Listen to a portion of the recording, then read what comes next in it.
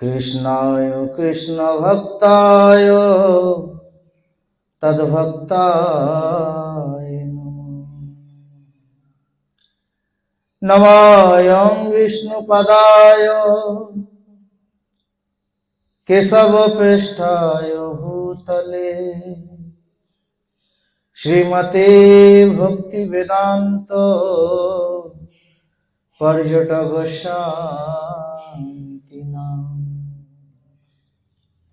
नमोऽयं विष्णुपदाय गौरपृष्ठाय भूतले श्रीमते भक्तिवेदान्त मामं गोस्वामी नाम नमोऽयं विष्णुपदाय आचार्य सिंहरूपिणे श्रीमते भक्तिप्रज्ञान केशवोऽयति नाम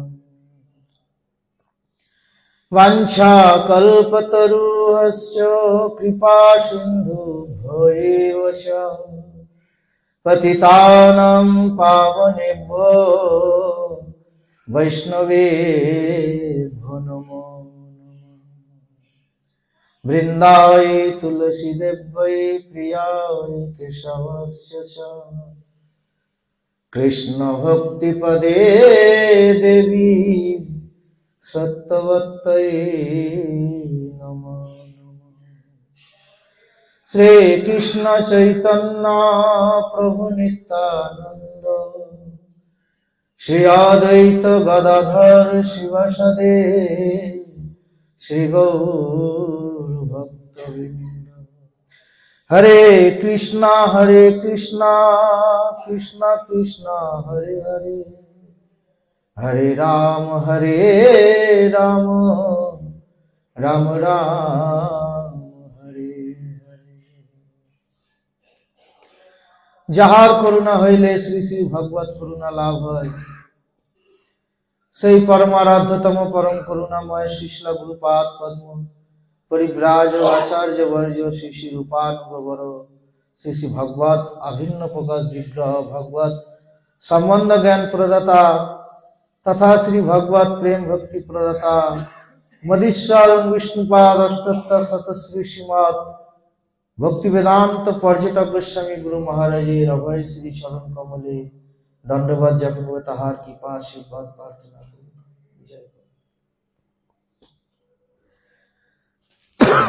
तत्पश्चात मंचस्थ परम पूजनीय तिरंडी पादगण परम पूजनीय वैष्णवबृंद भातृबृंद एवं भक्तिमती मातृबृंद सकलेर चरणे दंडवत ज्ञापन व ताहादेर कृपा प्रार्थना जय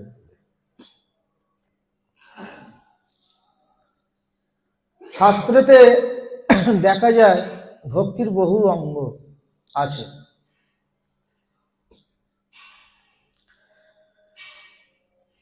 महाप्रभुर पार्षद श्रील रूप गोस्वामी ठाकुर তিনি তাহার একটি রচিত গ্রন্থতে ৬৪ প্রকার ভক্তির কথা বলেছেন। সেই গ্রন্থটির নাম হচ্ছে ভক্তির অসমিত সিন্ধু।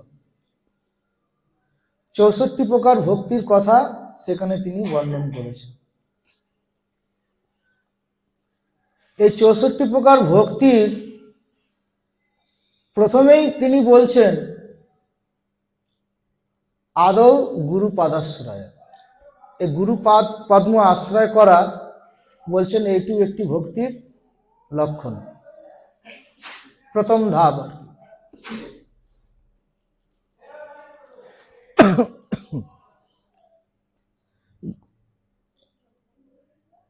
গুরু পাদ পদ্ম আশ্রয় না করলে কি ভক্তি যাজন হয় না? প্রথমেই গুরু পাদাশ্রয়ের কথা কেন বললেন?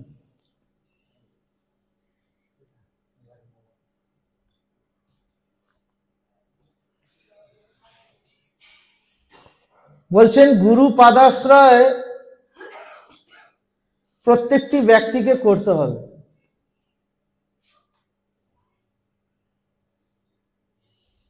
गुरु बिना भवनिधि तरय न कोई सो नर শঙ্কর বিরিঞ্চি সম হই। বলছেন গুরুকে বাদ দিয়ে, গুরুকরণ না করে এই ভব সংসার কেউ পার হতে পারবে না। সেই ব্যক্তি যদি ব্রহ্মার সমতুল্য হয়ে যাক না কেন, ব্রহ্মার সমতুল্য প্রতাপী হোক না কেন, সে যদি গুরুচরণ আশ্রয় না করে এই ভবসাগর পার হতে পারবে না। এর জন্য শাস্ত্রেতে দেখবেন, শ্রীমদ্ ভাগবতেতে ধ্রুব, প্রহ্লাদ আদি বহু সেখানে ভক্ত আছেন, দেখবেন সবাই ওই রাস্তা দিয়েই গেছে, গুরুচরণ আশ্রয় করেই তারা ভগবানকে লাভ করেছেন। ধ্রুব মহারাজ 5 বছরের বালক,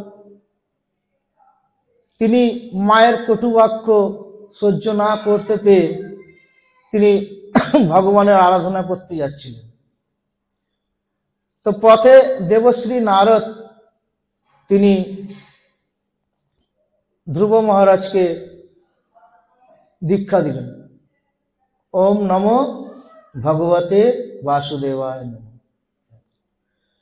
ওই মন্ত্র জপের দ্বারাই ধ্রুব মহারাজ ভগবানকে লাভ করলেন। 6 মাসে ভগবানকে লাভ করেন। এর জন্য এরকম বহু শাস্ত্রতে প্রমাণ দেখতে পাবেন। গুরু বিনা ভবনিধি তরই না কই, সোনর শঙ্কর বিরিঞ্চি সম হই। বহু প্রতাপী ব্যক্তি হয়ে গেল, কিন্তু গুরুচরণ আশ্রয় না করে কেউ ভগবানকে লাভ করতে পারবে না। সাক্ষাৎ ভগবান তিনিও লীলা করে দেখালেন। ভগবান শ্রীকৃষ্ণ, ভগবান বলদেব তারাও গুরুকরণ করলেন। তাদের আবার গুরুকরণ করার প্রয়োজন কি? না, তাহারা এই প্রকার আচরণ করে দেখালেন গুরুচরণ অবশ্যই আশ্রয় করতে হবে। ভগবান শ্রী রামচন্দ্র তিনিও গুরুচরণ আশ্রয় করলেন। ভগবান শ্রী চৈতন্য মহাপ্রভু তিনিও গুরুকরণ করলেন। সাক্ষাৎ ভগবান, যার ইচ্ছা মাত্রইতে অনন্ত কোটি বিশ্ব ব্রহ্মাণ্ড সৃষ্টি হচ্ছে, অনন্ত কোটি বিশ্ব ব্রহ্মাণ্ড প্রলয় হয়ে যাচ্ছে, যার ভগবানের এই প্রকার ইচ্ছা শক্তি, কি না ভগবানের ইচ্ছা শক্তি। আর সেই ভগবান তিনি দেখালেন গুরুচরণ আশ্রয় করতেই হবে। এর জন্য বলছেন রূপ গোস্বামী ঠাকুর, আদৌ গুরু পাদাশ্রয়। ভক্তি তুমি যাজন করবে, ভগবানকে লাভ করবে, সর্বপ্রথমে গুরুচরণ আশ্রয় করতে হবে। গুরুচরণ আশ্রয় কেন করব? যেহেতু কৃষ্ণ মন্ত্র হইতে হবে সংসার মোচন, আর কৃষ্ণ নাম হইতে পাবে কৃষ্ণের চরণ। গুরুদেব যেই মন্ত্রটা প্রদান করবে, ওই মন্ত্রের দ্বারাতে, ত্রিসন্ধ্যা জপের দ্বারাতে এই সংসারটা আমাদের নাশ হয়ে যাবে। এই সংসারের যে বন্ধন, যে বন্ধনের মধ্যে আমরা পড়ে আছি, এই বন্ধন সম্পূর্ণভাবে কেটে যাবে। সংসার থেকে যে নিস্তার পেয়ে যাবে। কিন্তু ভগবানের চরণটা লাভ করবে কিভাবে? ওই কৃষ্ণ নাম হইতে পাবে কৃষ্ণের চরণ। গুরুদেব যেই নাম প্রদান করবে, কৃষ্ণ নাম, সেই নাম নিত্য নিরন্তর জপের দ্বারাতে জীব ভগবানের চরণ লাভ করবে। এর জন্য কৃষ্ণ মন্ত্র তো সর্বপ্রথমে সংসারটাকে নাশ করে দিল, কিন্তু গুরুদেব আবার যেই নাম দেবেন ভগবত নাম, সেই নামের দ্বারা আমরা ভগবানকে লাভ করতে পারব, ভগবানের চরণ লাভ করতে পারব। এর জন্য গুরুকরণ অবশ্যই করতে হবে।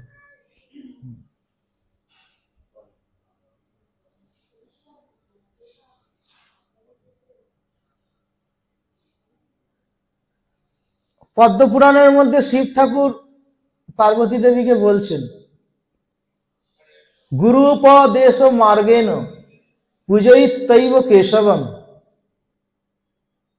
বলছেন গুরুদেবের উপদেশ মার্গেতে গুরুদেব যে প্রকার উপদেশ করবে সেই মার্গেতে ভগবানের সেবা পূজা করতে হবে। প্রাপ্তি বলছেন তিনি সবকিছু প্রাপ্তি করতে পারবেন না, অন্যতা বলছেন অন্যতা হবে না, সে গুরুকে পাবেই পাবে। ভূধরাত মুঝে, হে ভূধরাত মুঝে, মানে পার্বতী দেবীকে বলছেন হে ভূদেবীর কন্যা, আমি তোমাকে সত্য করে বলছি, গুরু উপদেশের মার্গেতে যে চলে, যে ভগবানের সেবা পূজা আদি করে, সে অবশ্যই তার ভগবানকে সে লাভ করবে, এর অন্যতা হবেই না, সে লাভ করবেই করবে। ভূধরাজ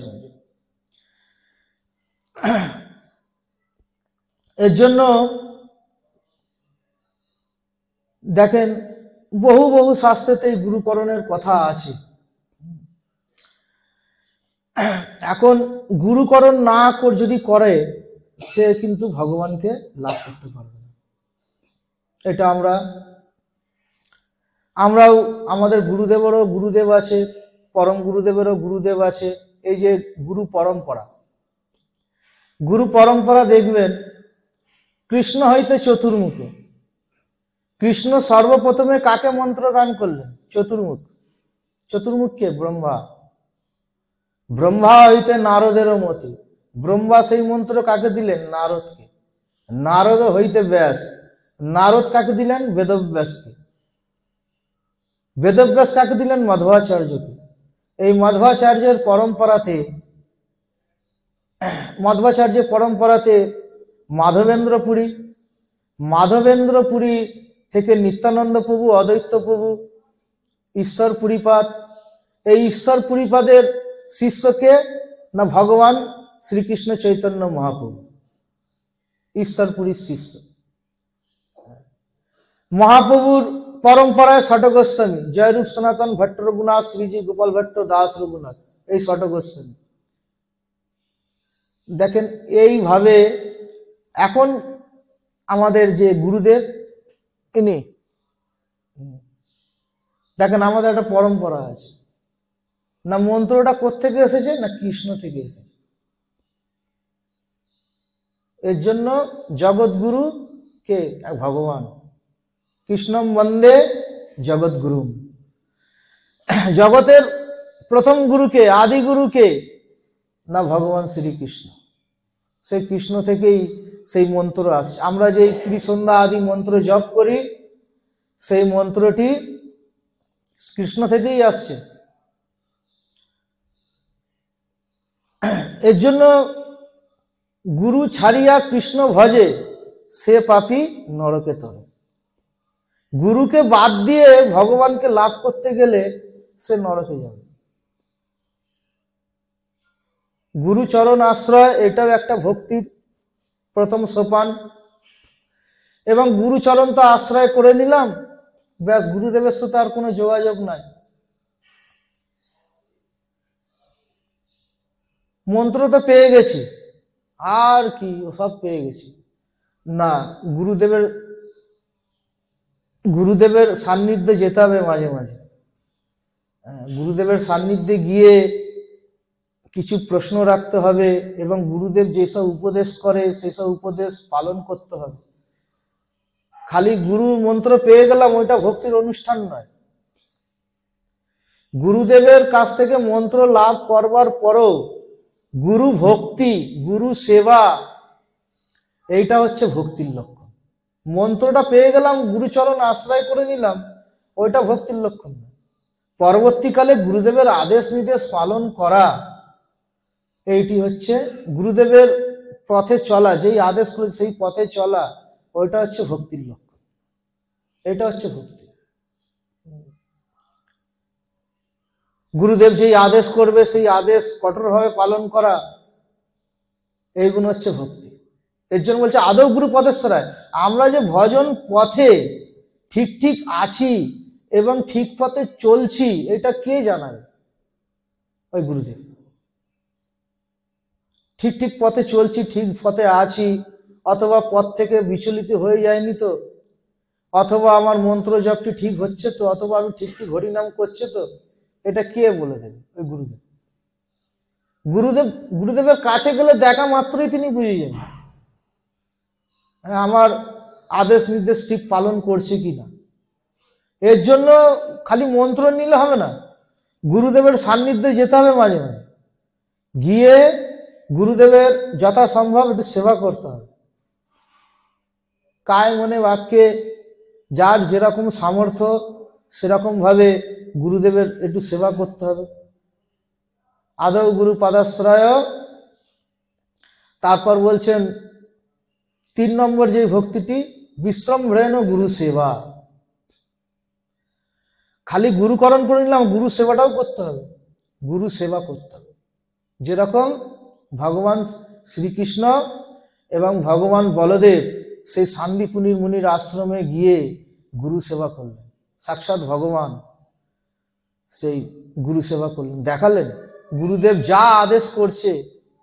64 প্রকার বিদ্যা ভগবানকে শিখিয়েছিলেন। ভগবান তিনি, তাকে আর কে শেখা, তিনি তো সবকিছুই জানেন। তথাপি তিনি লীলা করছেন, রন্ধন করা থেকে নিয়ে 64 বিদ্যা। ওই শান্তিপুনী মুনি আশ্রম আছে উজ্জয়নে, সেখানে গেলে দেখতে পাবেন সব 64 প্রকার যে বিদ্যা তিনি লাভ করেছিলেন গুরুদেবের কাছ থেকে, ওই দেয়ালেতে দেখবেন সব লাগানো আছে, বড় বড় পাথরে বাঁধিয়ে সব লাগানো আছে 64 প্রকার বিদ্যা। সমস্ত কিছু, যুদ্ধের কৌশল, এই বস্ত্র বানানো থেকে নিয়ে, মাটির ঘড়া বানানো থেকে নিয়ে, বর্তন বানানো থেকে নিয়ে, আর কত কি সব দেখবেন কত সুন্দরভাবে। তাহলে ভগবান হয়েও তিনি এই সব করেছেন। গুরুদেবের কি প্রকার আদেশ নির্দেশ পালন করেছেন। আশ্রমের জন্য জঙ্গলে কাঠ আনতে যেতেন, রন্ধন হবে কিভাবে, ওই কাঠ আনতে যেতেন জঙ্গলে, সাক্ষাৎ ভগবান শ্রীকৃষ্ণ। ভগবান শ্রী রামচন্দ্র ব্রহ্মচারী অবস্থায় 12 বছর তিনি ছিলেন বৈশিষ্ট্য মুনির আশ্রমে, গুরুদেবের আশ্রম। সেখানে 4 ভাই সমস্ত গুরু আশ্রমের সেবা করতেন। তাহলে আমরা কোথাকার কে? এর জন্য গুরুদেব যদি একবার প্রসন্ন হয়ে যায় আমার সেবাতে, বহু জন্মের প্রয়োজন নাই, এক জন্মেই সে ভগবানকে লাভ করে। ভগবানকে আমরা পাবো তার নিশ্চয়তা কই? ওই গুরুদেব। গুরুদেবকে প্রসন্ন করলে গুরুদেব এই জন্মেই আমাকে ভগবত প্রাপ্তি করিয়ে দিতে পারে। সিদ্ধির ভবতি বা নেতি সংসাচ্যুত সেবিনম। বলছেন ভগবানের সেবা পূজা অর্চনা করলে সিদ্ধি হতেও পারে অথবা নাও হতে পারে, কিন্তু তার ভক্তের পূজা অর্চনা করলে তদ ভক্তা পূজা রতাত্মনম। কিন্তু তার ভক্তের যদি সেবা পূজা আরাধনা করে, তার সিদ্ধি বিষয়ে কোনো সংশয় নেই, তার সিদ্ধি হবেই হবে, অর্থাৎ সে ভগবানকে লাভ করবেই করবে। না সংশয়স্তু তদ্ভক্তা পরিচর্যা রতাত্মনম। যদি সেই ভগবানের সেই ভক্তের পরিচর্যা করে, সেই ভক্তের সেবা করে, কোনো সংশয় নেই এই জন্মেই সেই ভগবানকে লাভ করে। এর জন্য ভগবানের সেবার চাইতেও তার ভক্তের সেবা বড়। এই প্রভু বেদে ভাগবতে কইল ধর। সমস্ত বেদে ভাগবতে দেখবেন ভগবান নিজে মুখে বলছেন, মদ্ভক্তা পূজাভ্যধিকা সর্বভূতেষু মন্মতি। আমার থেকে আমার ভক্তের পূজা বড়। এই প্রভু বেদে ভাগবতে কইল ধর। খালি গুরুদেবকে প্রসন্ন করতে হবে কোন প্রকারে। ওই যে একবার খালি আশীর্বাদ দিয়ে দেবে, তোমার ভগবত প্রাপ্তি হবে। গুরুদেব মুখ থেকে যা বলবে সেইটা হয়ে যাবে। তা বলে এই জড়জগতের নশ্বর বস্তু আমাদের প্রাপ্তির নয়, প্রয়োজন নয়। গুরুদেবের কাছ থেকে ওই ভক্তিটি প্রার্থনা করতে হবে, ভগবানের চরণে যেন কিভাবে ভক্তি হয়, ভগবানকে কিভাবে যেন লাভ করতে পারি, এই বিষয়। আর এই জগতের জড় বস্তু এ তো আছে, আসবে, যাবে, এ তো থাকবেই, কিন্তু ভক্তিটি অতি দুর্লভ, ভক্তি পাওয়া যাবে। ভক্তিটি একমাত্র এই প্রভু একটু আগে বললেন, ভক্তিটি একমাত্র ভগবানের ভক্তই দিতে পারে।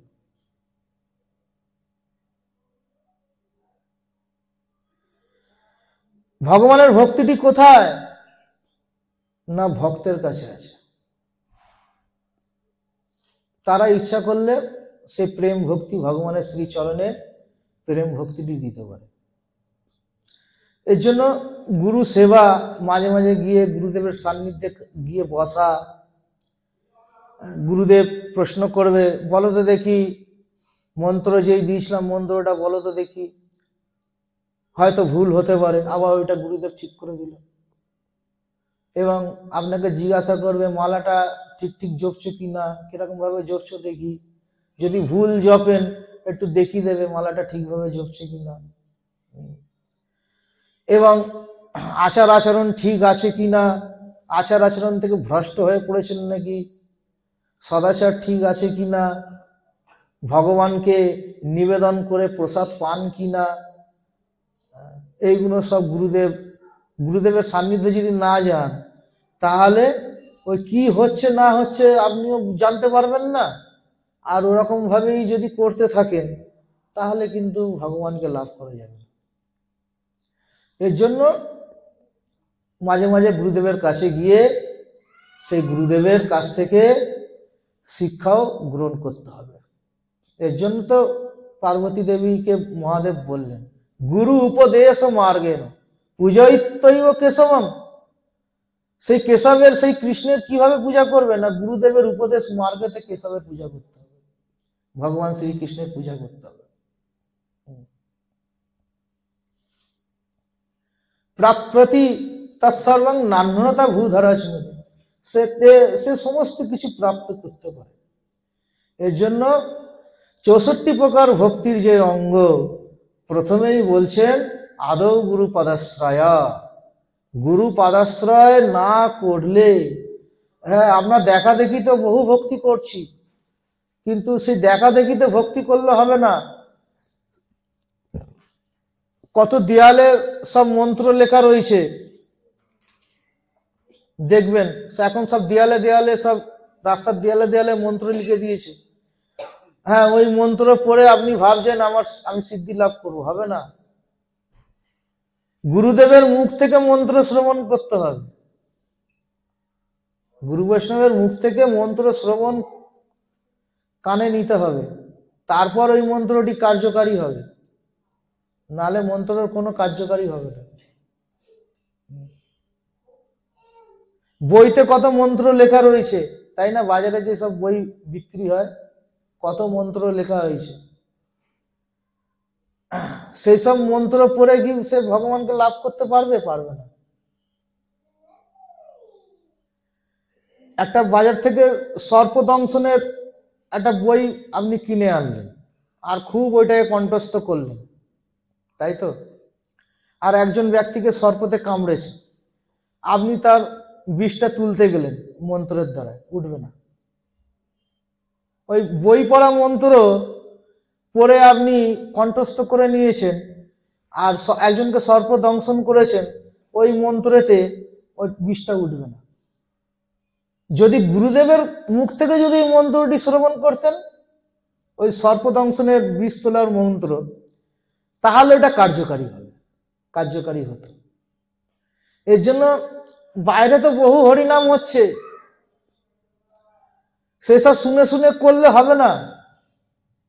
গুরুদেবের মুখশ্রিত বাণী কর্ণেতে প্রবেশ করাতে হবে, গুরুদেবের থেকে মন্ত্র আমাকে গ্রহণ করতে হবে। একজন সৎ বৈষ্ণব, সৎ গুরুদেবের কাছ থেকে মন্ত্র গ্রহণ করতে হবে, সেই মন্ত্রটি কার্যকারী হবে, নয়তো নয়, সেই মন্ত্র কার্যকারী হবে না। এর জন্য আদৌ গুরু পদাশ্রয়, বিশ্বম্ভরেণ গুরু সেবা, এরকম ভাবে গুরুদেবের লক্ষণ বিষয়ে শ্রীমদ্ ভাগবতেতে বলছেন। তাহলে কি প্রকার গুরুদেবের চরণ আশ্রয় করতে হবে, গুরু কিরকম হওয়া উচিত বলছেন। তস্মাৎ গুরু প্রপদ্যতে জিজ্ঞাসু শ্রেয় উত্তমম সাধ্যে পরে চ নিষ্ণাতম ব্রহ্মানুপসমাশ্রয়। তস্মাৎ গুরু প্রপদ্যতে, কি গুরুদেবের চরণ আশ্রয় করব বলছেন, সেই গুরুদেবের চরণ আশ্রয় করবে, সেই গুরুদেবের কাছে জিজ্ঞাসু হয়ে যাবে। কি গুরুদেবের কি জিজ্ঞাসু হয়ে যাব, কি জিজ্ঞাসা করতে হবে? শ্রেয় উত্তমম, হে গুরুদেব আমার কোথায় শ্রেয় এবং কোথায় প্রিয়, আমার কোথায় মঙ্গল এবং আমার কোথায় অমঙ্গল। তস্মাৎ গুরু প্রপদ্যতে জিজ্ঞাসু শ্রেয় উত্তমম।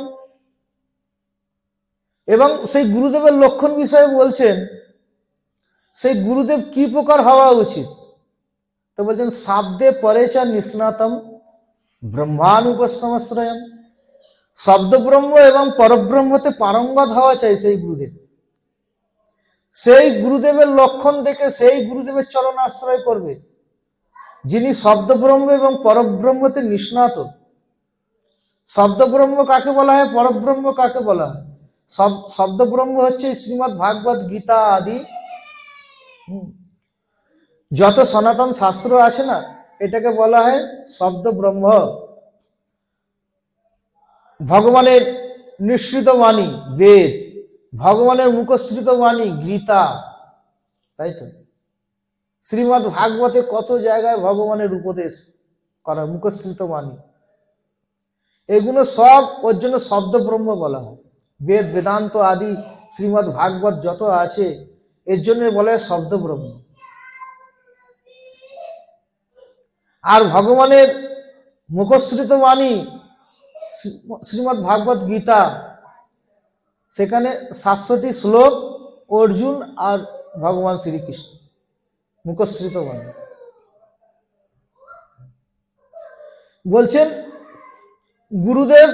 গুরুদেবের যেন শাস্ত্র জ্ঞান থাকে। একটা কিছু গুরুদেবের কাছে প্রশ্ন রাখলেন, গুরুদেব মনে যা আসলো বলে দিল, তা সেরকম গুরুকরণ করলে চলবে না। শাস্ত্রের দ্বারা সমাধান করবেন, এর জন্য গুরুদেবকে শাস্ত্রজ্ঞ হওয়া উচিত।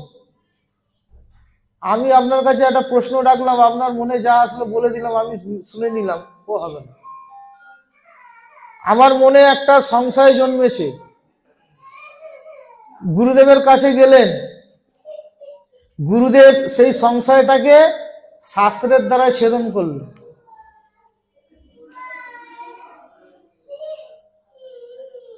এর জন্য গুরুদেব শাস্ত্রজ্ঞ হওয়া উচিত।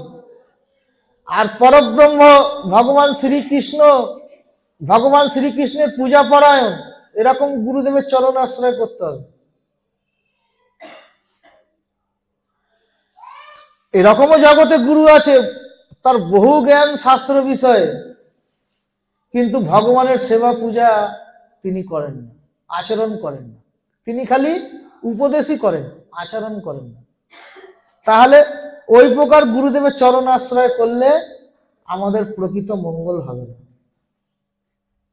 তিনি বহু কিছু জানে শাস্ত্র বিষয়ে, বেদ বেদান্ত আদি ঝড়ের মতো বলতে থাকে, কিন্তু আচরণ করে না। আমাকে বলে দিলেন এই মঙ্গল আরতি করতে হবে, তারপর বললেন ভগবানকে অর্চন করতে হবে, তারপর বললেন ভগবানের ভোগ লাগাতে হবে, তারপর বললেন তুলসীতে জল দেওয়া, তুলসী পরিক্রমা আদি আদি আদি 3 বার আরতি, এসব বহু বলে দিলেন। অথচ নিজে কোনো আচরণ করেন। তাহলে আপনি আচরি ধর্ম জীবেরে শিখায়, আপনি না কইলে ধর্ম শিখানো না যায়। একজন গুরুদেব বলে দিলেন নিরামিষ খেতে হবে, আমিষ খেলে হবে না, অথচ সে আমিষ খায় সেই গুরুদেব। তাহলে যেটা উপদেশ করছে সেটা তিনি পালন করছেন না। বলছেন এই প্রকার গুরুদেবের চরণ আশ্রয় করলে কোনো লাভ নেই। গুরুদেব আচরণ করে দেখাবে, তার মধ্যে আমরা আচরণ দেখতে পাবো, তাহলে তো শিষ্য আচরণ করবে। গুরুদেব খালি বলেই গেলেন, তার কোনো আচরণ নাই, তার শিষ্য কদিন আর টিকে থাকবে সেই ভক্তি পথে? কদিন টিকবে? টিকতে পারবে না। আমাকে একজন খুব আদেশ করলেন, অথচ সেই আচরণটা তার মধ্যে দেখা যাচ্ছে না, আর খালি বলেই এইটা করো সেইটা করো, এই করতে হবে সেই করতে হবে, আর নিজে কিছু করে না। তার প্রতি আমার ভক্তিটা কতক্ষণ থাকবে? বেশিক্ষণ টিকবে না। এর জন্য বলছেন শব্দব্রহ্ম এবং পরব্রহ্মতে নিষ্ণাত হতে হবে। যিনি সমস্ত বেদ বেদান্ত জ্ঞানে পারঙ্গত, সমস্ত বেদ বেদান্ত আদি কিছু জ্ঞান যার আছে, আর তার সাথেও তিনি পরব্রহ্ম ভগবানের শ্রীকৃষ্ণের তিনি উপাসনাও করেন। এই জন্য পরব্রহ্ম এবং শব্দব্রহ্মতে নিষ্ণত। আর উপসমাশ্রয়ম, উপসমাশ্রয়ম মানে কাম ক্রোধ লোভ মোহ মদ মাশ্চর্য থেকে যিনি মুক্ত হয়েছেন, এই প্রকার গুরুর চরণ আশ্রয় করতে হবে। নানান প্রকার কামনা বাসনা নিয়ে রয়েছে, এই প্রকার গুরুর চরণ আশ্রয় করবে না। কাম ক্রোধ, যেই গুরুদেব ক্রোধের বশীভূত, পান থেকে চুন খসলেই ক্রোধিত হয়ে যায়, এরকম গুরুর চরণ আশ্রয় করবে না। লোভ এবং অত্যন্ত লোভী, এই প্রকার গুরুদেবের চরণ আশ্রয় করবেন না। মোহ, স্ত্রী পুত্র পরিবার ঘর দুয়ারের মায়ায় মোহিত হয়ে রয়েছে, এরকম গুরুদেবের চরণ আশ্রয় করবে না। মাৎসর্য, অন্যর দেখে হিংসা করে, হ্যাঁ, এরকম গুরুদেবের চরণ আশ্রয়। মত এবং সর্বদা একটা অভিমান নিয়ে থাকে, আমার মতো শ্রেষ্ঠ জগতে কে আছে, অহংকার অভিমান নিয়ে থাকে, এই প্রকার গুরুদেবের চরণ আশ্রয় করলে শিষ্যর কল্যাণ হবে না। নানান প্রকার কামনা বাসনায় জর্জরিত হয়ে রয়েছে, সে শিষ্যের কামনা বাসনা কিভাবে দূর করবে? এবং কিছু হলেই ক্রোধিত হয়ে যাচ্ছে, তা এই প্রকার গুরুদেব শিষ্যের ক্রোধটাকে কিভাবে নিরস্ত করবে? শিষ্য ভাববে আমাকে তো ক্রোধের কথা বলো, ক্রোধ করতে নেই, আর আপনি তো বেশ ভালোই ক্রোধ হন, সবসময় ক্রোধিত হয়ে পড়ছে, আর অত্যন্ত লোভী, তাহলে শিষ্যের লোভটাকে কিভাবে সে দূর করবে? মোহ, স্ত্রী পুত্র পরিবার ধন দৌলত আদির মধ্যে যিনি মোহিত হয়ে রয়েছে, হ্যাঁ, তা শিষ্যের মোহটা সে কিভাবে দূর করবে? যার নিজের হাত বাঁধা, সে পরের হাত কিভাবে খুলবে? সংসারের মধ্যে বন্ধন হয়ে রয়েছে, আর একজনকে সংসার থেকে কিভাবে মুক্ত করবে? এভাবে গুরুকরণ করলে হবে না। এর জন্য শ্রীমদ্ ভাগবতের মধ্যে এই শ্লোকটি অতি খুব গুরুত্বপূর্ণ শ্লোক। গুরুকরণ কিভাবে করতে হবে, কাকে করব, গুরুদেবের লক্ষণ বিষয়ে সুন্দরভাবে এখানে বলেছে। তস্মাৎ গুরু প্রপদ্যতে জিজ্ঞাসু শ্রেয়োত্তম। কোন গুরুদেবের চরণে, কোন গুরুদেবের কাছে যাবে, চরণ আশ্রয় করবে, কাকে গিয়ে প্রশ্ন করবে আমার কোথায় মঙ্গল কোথায় অমঙ্গল, কোথায় শ্রেয় কোথায় প্রেয়, এবং শব্দব্রহ্ম পরব্রহ্মতে পারঙ্গত হওয়া চাই। আর কাম ক্রোধ লোভ মোহ মদ মাশ্চর্য থেকে, হ্যাঁ, যেই গুরুদেব মুক্ত, সেই গুরুদেবের চরণ আশ্রয় করতে হবে। তাহলে জীবের প্রকৃত মঙ্গল, প্রকৃত কল্যাণ। না হলে কি হবে? ওই প্রহ্লাদ মহারাজ ভাগবতের মধ্যে বলছেন, গুরু শিষ্য দুজনেই নরকে যাবে। গুরু তো যাবেই, তার সাথে সাথে শিষ্যকেও নিয়ে যাবে নরকে। এক অন্ধ যদি আর এক অন্ধকে পথ দেখায়, তাহলে দুজনেই গর্তের মধ্যে গিয়ে পড়বে। গুরুদেবও অন্ধ আর শিষ্যও অন্ধ, দুজনে চলছে। তো একটা সময় তো আসবে গর্তের মধ্যে পড়বে, পাহাড় থেকে টপকে পড়বে। এই জন্য প্রহ্লাদ মহারাজ ভাগবতের মধ্যে বলছেন ওই প্রকার গুরু করলে হবে না।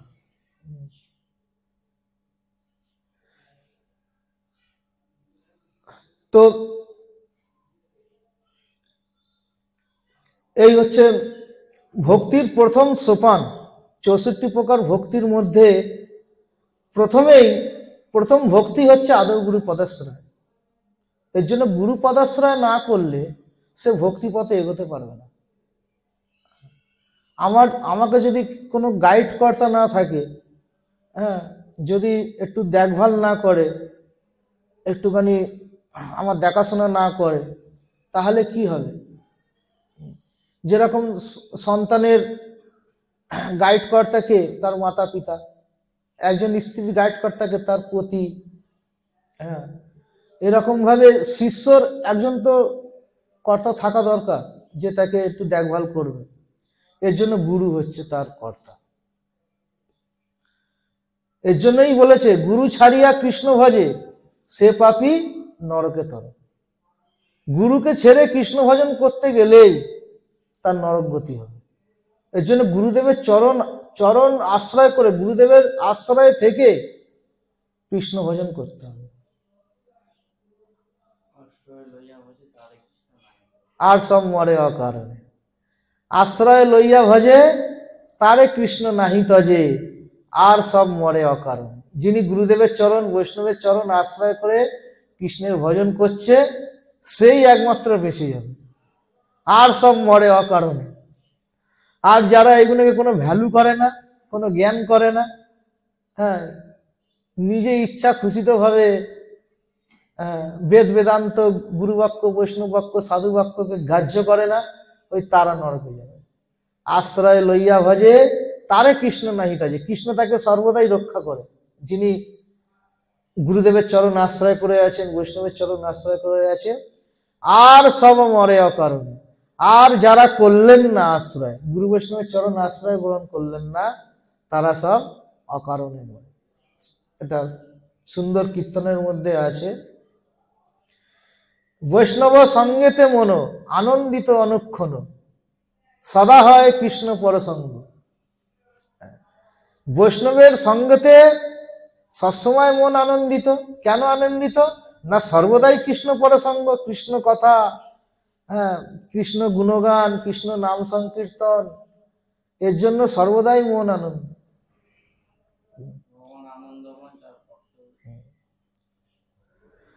ভগবান আনন্দময়, সেই আনন্দময়কে যিনি আশ্রয় করেন সেই জীবও আনন্দিত হয়। এর জন্য আনন্দময় ভগবান শ্রীকৃষ্ণকে ছেড়ে জীব কখনো আনন্দিত হতে পারবে না। তমেব শরণম গচ্ছ সর্বভাবেন ভারত, তৎপশ্চাৎ পরম শান্তি স্থানম প্রাপসি শাশ্বতম। অর্জুনকে বললেন জীব কখন পরম শান্তি লাভ করে, পরম সুখ কখন লাভ করে, অর্জুনের মাধ্যমে আমাদেরকে বলছেন তমেব শরণম গচ্ছ সর্বভাবেন ভারত, হে ভারত সর্বত্র ভাবে আমার শরণাগত হও। ভগবান বললেন অর্জুন, আমার প্রসাদে, আমার কৃপায় তুমি পরম শান্তি লাভ করবে, পরম সুখ লাভ করবে। আর কোথাও সুখ নেই, একমাত্র ভগবানের চরণেতেই পরম শান্তি, পরম সুখ আছে, সুখ আর কোথাও নেই।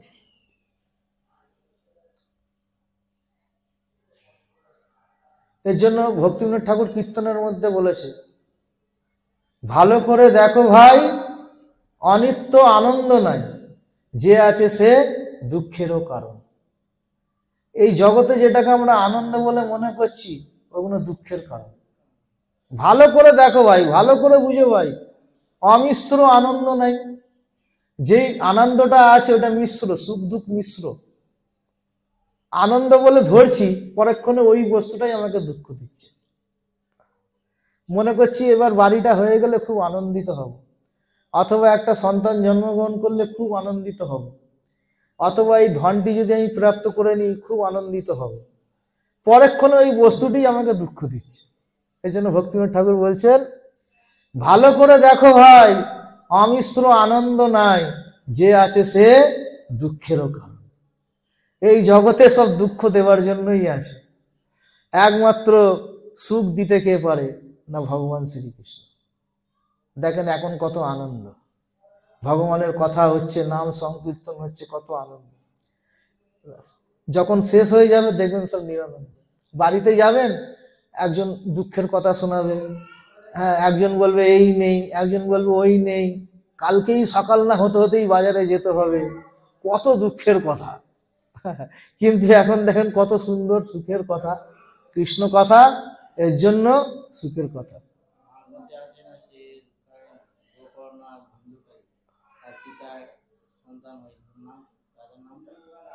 গোকর্ণ ধুন্ধুকারী,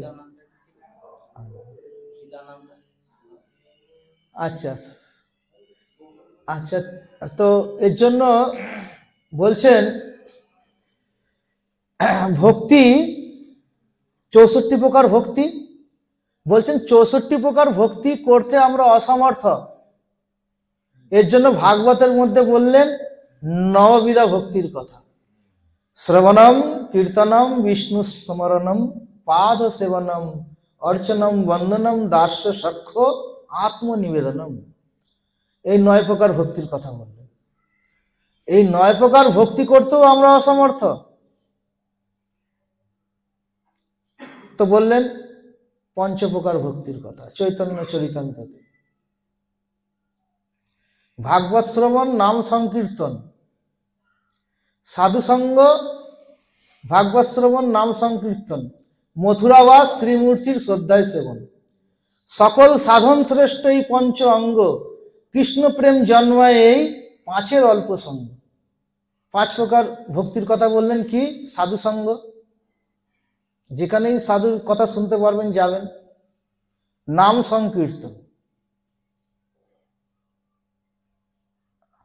আর মথুরাবাস, মথুরা যেতে পারছেন না, মনে মনে মথুরা চিন্তা করলেও হবে, শ্রীমূর্তির শ্রদ্ধায় সেবন, আর ভাগবত শ্রবণ।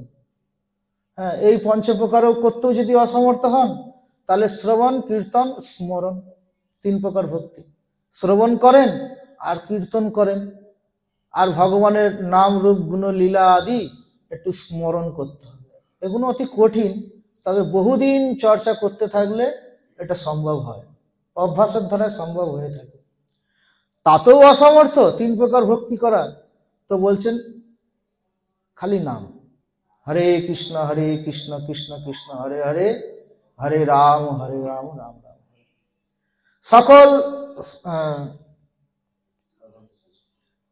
সকল সাধন শ্রেষ্ঠ এই 5 অঙ্গ, না এটা না, ভজনের মধ্যে হয় নববিধা ভক্তি, কৃষ্ণ প্রেম কৃষ্ণ দিতে ধরে মহাশক্তি, তার মধ্যে সর্বশ্রেষ্ঠ নাম সংকীর্তন, নিরপরাধে নাম লইলে পায় প্রেমধন।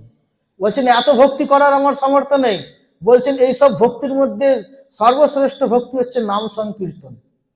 তবে সেই নাম সংকীর্তনটা কিভাবে করতে হবে না, নিরপরাধী হয়ে। কোনো বৈষ্ণবের নিন্দা করা যাবে না, ধামের নিন্দা করা যাবে না, সাধু নিন্দা শ্রবণ করা যাবে না, আর নাম অপরাধ, নাম অপরাধ এগুলো বলতে গেলে বহু সময়ের ব্যাপার আছে। এই প্রকার মুখ্য মুখ্য অপরাধগুলোকে ছেড়ে যদি নাম করেন, এই নামের দ্বারাতেই জীব ভগবানকে প্রাপ্তি করবে। তাই এখানেই থাক। বাঞ্ছা কল্পতরুভ্যশ্চ কৃপা সিন্ধুভ্যৈব চ পতিতানাং পাবনেভ্যো বৈষ্ণবেভ্যো হরে কৃষ্ণ কৃষ্ণ কৃষ্ণ হরে হরে রাম রাম রাম